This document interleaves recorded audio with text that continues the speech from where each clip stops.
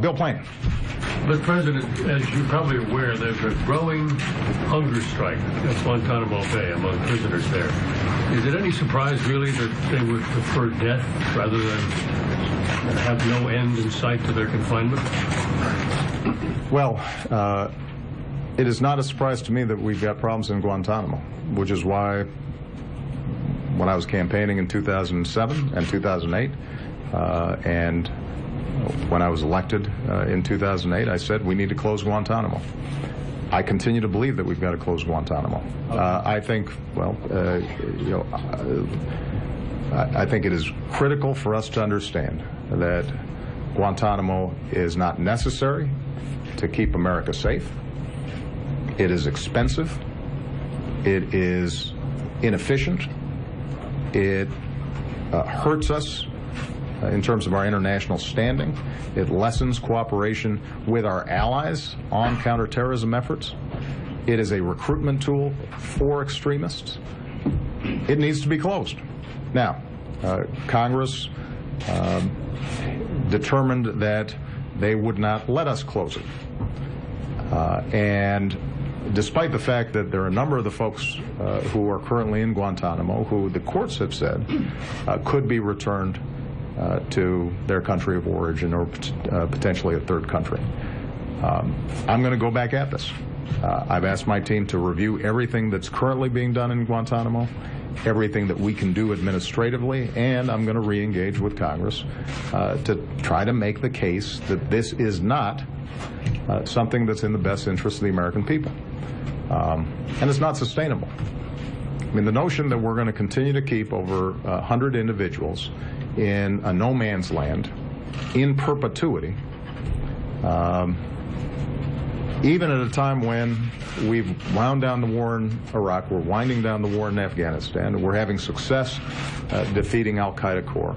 We've kept the pressure up on all these transnational terrorist networks.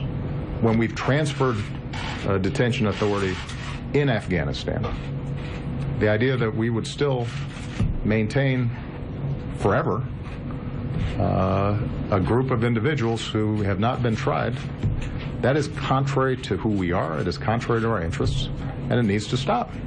Now, it's a hard case to make because, you know, I think for a lot of Americans the notion is out of sight, out of mind. And it's easy to demagogue the issue. That's what happened the first time this came up. I'm going to go back at it because I think it's important. Meanwhile, continue to force feed these folks. Well, I don't want these individuals to die. Obviously, the Pentagon is trying to manage the situation as best as they can. But I think all of us should reflect on why exactly are we doing this? Why are we doing this? I mean, we've got a whole bunch of individuals who have been tried, who are currently in maximum security prisons around the country. Nothing's happened to them. Justice has been served. It's been done in a way that's consistent with our Constitution, consistent with due process, consistent with rule of law, consistent with our traditions. The individual who attempted to bomb Times Square, in prison, serving a life sentence. Individual who tried to bomb a plane in Detroit, in prison, serving a life sentence. Somali, who was part of al-Shabaab, who we captured, in prison. So we can handle this. And I understand that in the immediate aftermath of 9/11, with the traumas that had taken place, why, for a lot of Americans, the notion was somehow that we had to create a special facility like Guantanamo and we couldn't handle this in a normal, conventional fashion. I understand that reaction. But we're now over a decade out. We should be wiser. We should have more experience in how we prosecute terrorists. And this is a lingering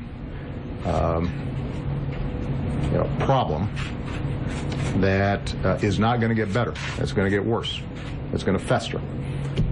And so I'm going to, as I said before, examine every option that we have administratively to try to deal with this issue. But ultimately, we're also going to need some help from Congress, and I'm going to ask some